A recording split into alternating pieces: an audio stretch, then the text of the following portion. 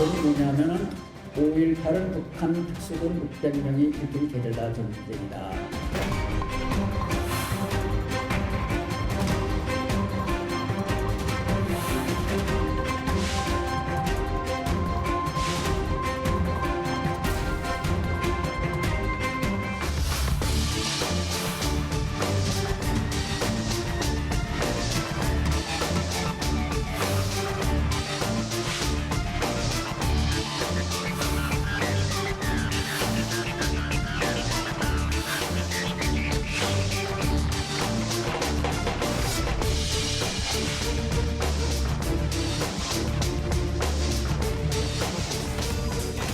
이거 고기 동그라미로 다.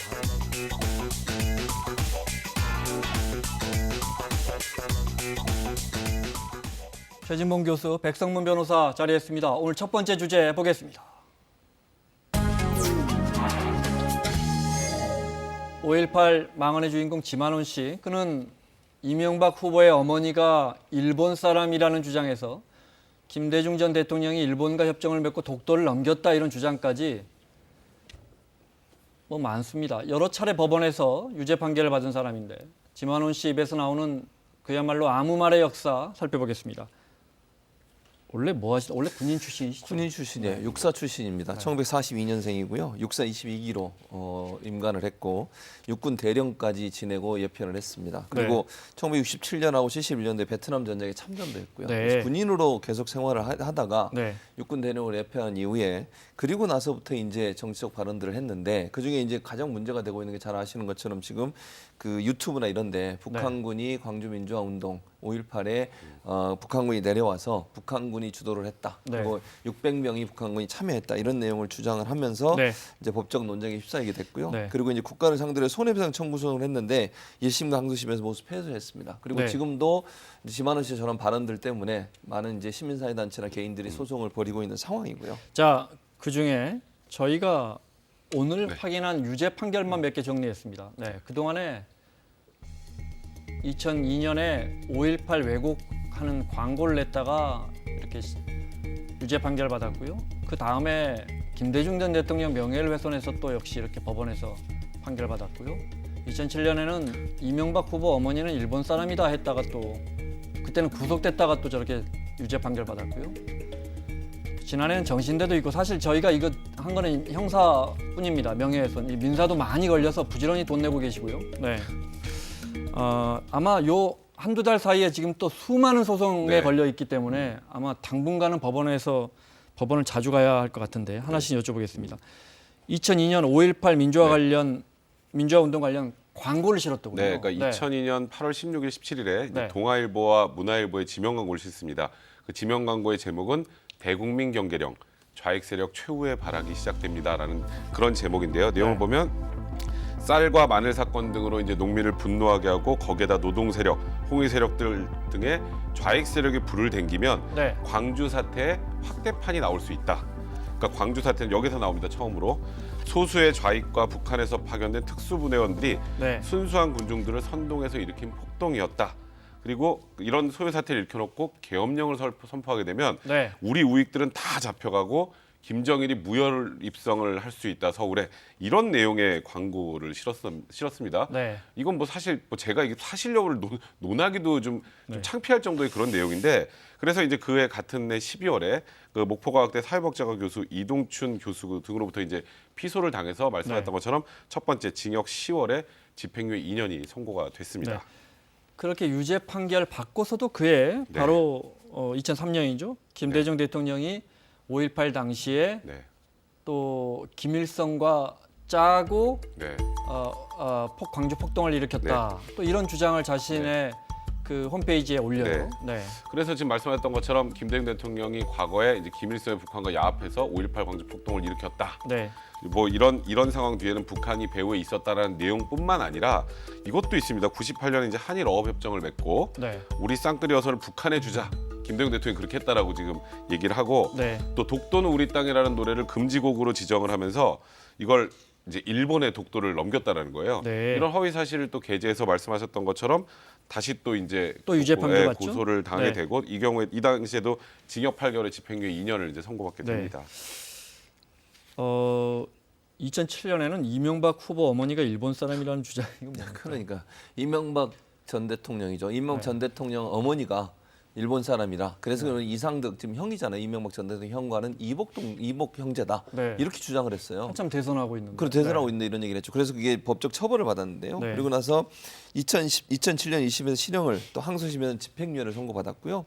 그리고 이제 이로 인해서 2007년하고 2008년도 총선과 대선에 출마하지 못했어요. 이분이 그 당시에 뭐였냐면 시스템 미래당이라고 하는 당의 대표를 맡고 있었어요. 네. 근데 본인이 선거에 출마를 못하게 됐고 이게 이제 또 그리고 나서 이게 그 지만원 씨가 이명박 대통령에 대해서 주장한 수사 도중에 홈페이지 서버 압수수색을 당했거든요. 네. 이게 부당하다고 또 압수수색한 정부를 상대로 해서 소송을 걸었죠. 본인이? 예, 소송을 네. 걸었어요. 그런데 역시 패소했습니다.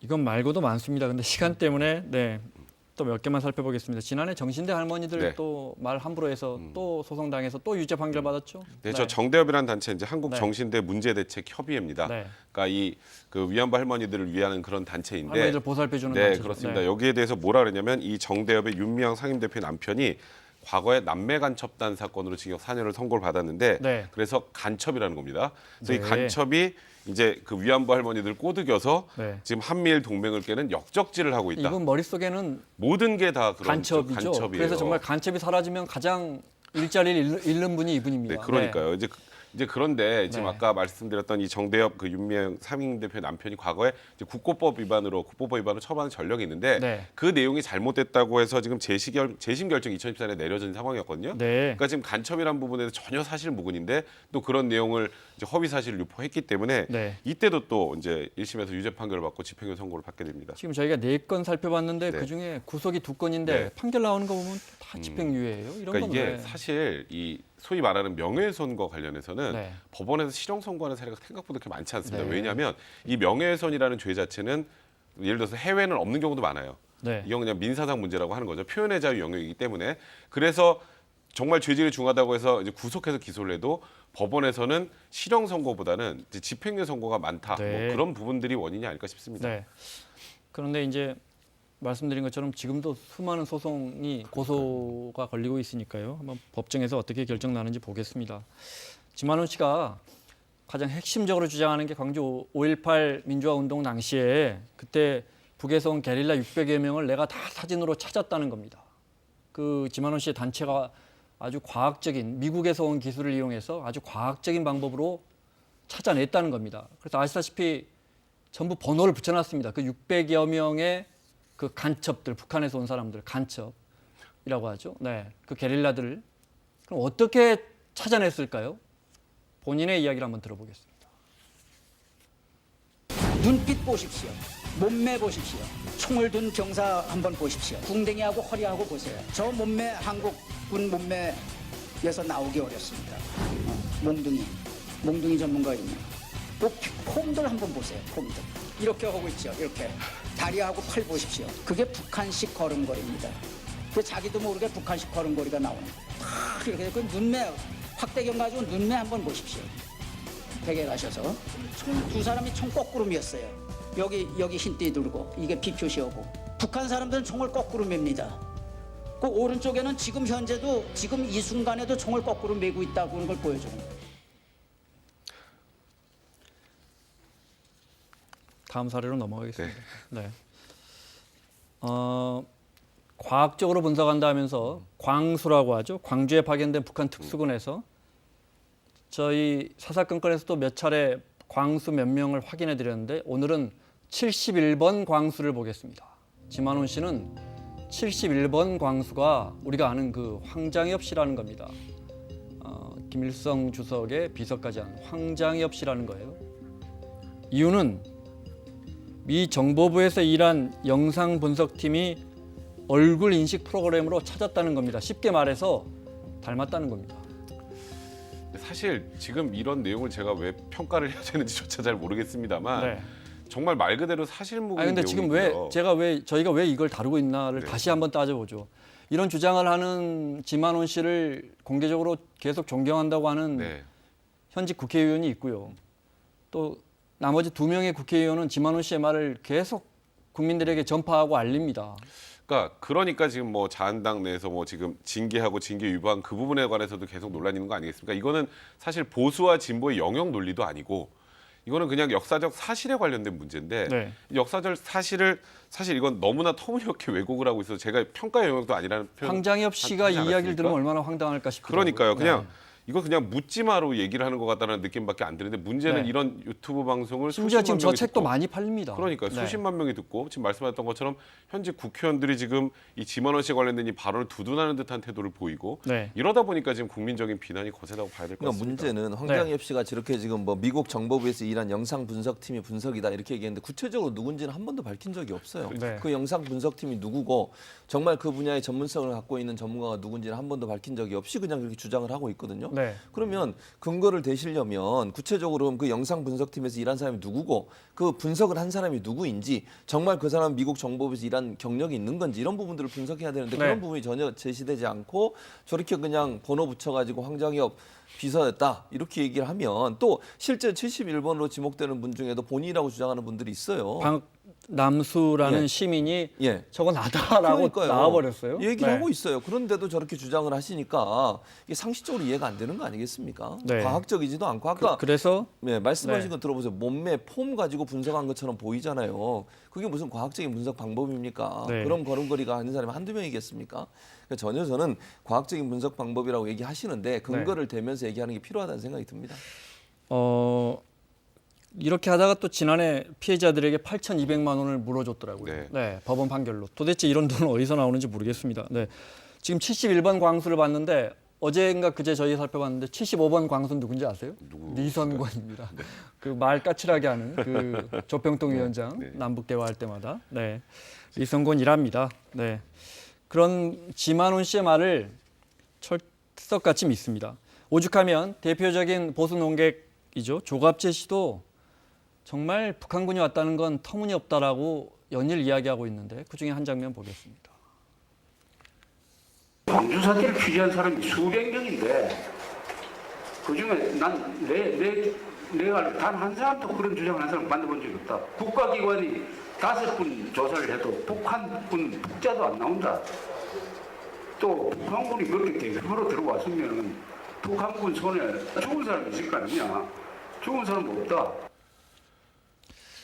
지만훈 씨는 5.18 민주화 운동을 일으킨 광주 시민들에 대해서 또 이렇게도 이야기합니다. 들어보겠습니다. 5.18은요 대한민국 위에 있는 존재예요. 5.18 민주화 그러면은 대한민국 대통령도 꼼짝 못해요.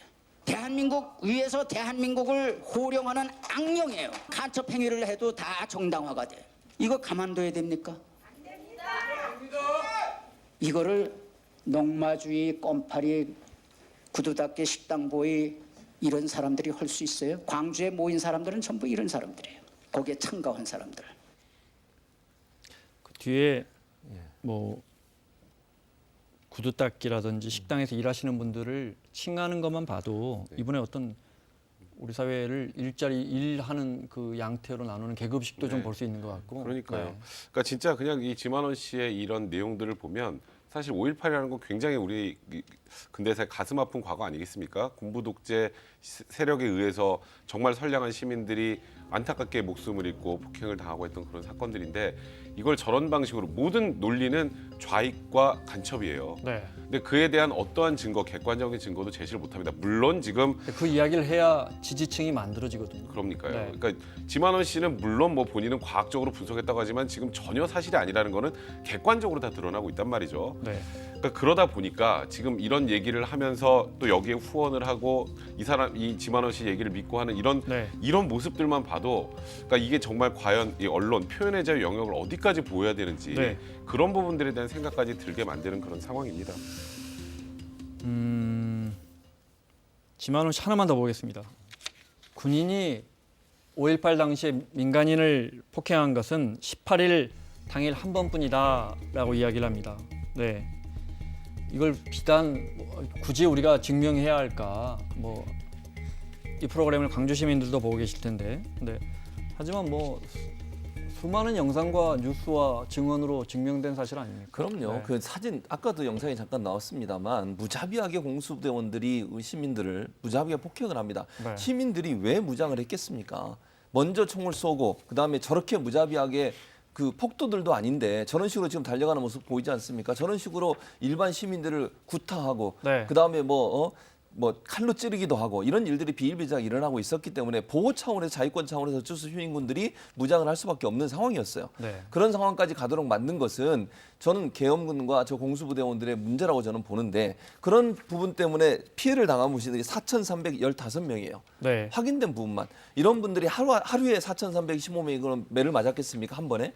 저는 그렇게 보지 않고요. 네. 아주 오랫동안 저게 충정작전이 마지막 일어나기 전까지 아주 한 달 이상을 거의 폭행과 폭력과 그다음에 성추행까지 있었다고 지금 얘기가 나오고 있지 않습니까? 총도 쏘고 헬기에서도 사격을 하고 이런 네. 일들이 비참하게 일어났는데 그걸 네. 지금 하루 한 번 때렸다 이렇게 얘기하시는 것은 네. 정말 광주에 대해서 광주 시민들의 피해자들을 모독하는 것이고요. 얼마나 잘못된 역사의식을 갖고 있냐를 극명하게 보여주는 이 사례라고 사진은 빨리 보여집니다. 넘겨주십시오. 네. 이 사진은 우리가 뭐 익히 봐왔던 사진이고요. 또 있습니까? 네. 유혈이 낭자하게 폭행당한 넥타이를 맨 시민의 모습이 보이고요. 네. 이 사진도 넘겨주십시오. 지금 이미 들어온 지만원 씨를 향한 소송도 많고요. 네. 어젠가 보니까 서른 의원이라 5.18 유공자 당사자인 의원들도 고소를 했고요. 네.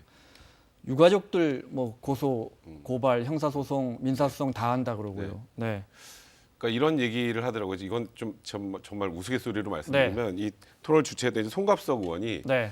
광주가 우리가, 지역구인. 네, 네. 우리가 고소고발을 그만할 걸 그랬어. 왜 그럴까요? 무슨 말입니까? 이미 지금 수많은 고소고발이 이루어져서 네. 이번 같은 경우 유죄 판결 나와서 뭐 실형 선고될 가능성이 많은데 네. 새로 자꾸 고소고발이 추가되면 계속 병합되느라 시간이 끌어지니까 계속 바깥에 있게 된다고. 어차피 지금 것만으로도 충분히 그러죠. 처벌이 그렇습니다. 가능하다. 그러니까 오죽하면 그런 얘기까지 하겠습니까? 그럴 정도로 좀 굉장히 많은 곳에서 네. 형사적, 민사적인 소송을 당한 상황입니다.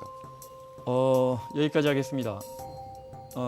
이 논란이 더 퍼지지 않고 그래서 저희 사사건건도 이 이야기는 이제 여기까지만 네, 했으면 그러니까요. 하는 게 제 개인적인 바람입니다.